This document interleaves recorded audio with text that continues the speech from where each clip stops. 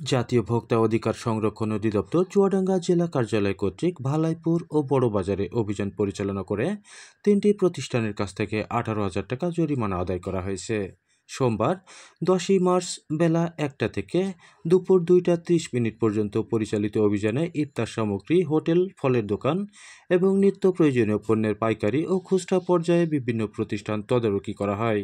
এ সময় ব্যবসায়ীদের পরিচ্ছন্ন পরিবেশে ইফতারি সামগ্রী তৈরি, ন্যায্য মূল্যে পণ্য ক্রয় বিক্রয়, অবৈধ মজুত না করা, সঠিকভাবে মূল্য তালিকা প্রদর্শন, ক্রয় বিক্রয় ভাউচার সংরক্ষণ ও মেয়াদোত্তীর্ণ পণ্য বিক্রয় না করার বিষয়ে নির্দেশনা প্রদান করা হয়।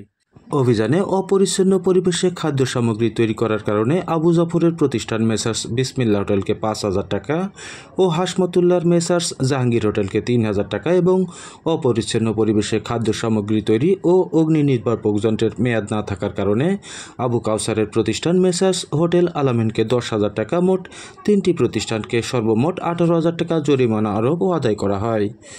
অভিযান পরিচালনা করেন জাতীয় ভোক্তা অধিকার সংরক্ষণ অধিদপ্তরের চুয়াডাঙ্গা জেলা কার্যালয়ের সহকারী পরিচালক মোহাম্মদ মামুনুল হাসান।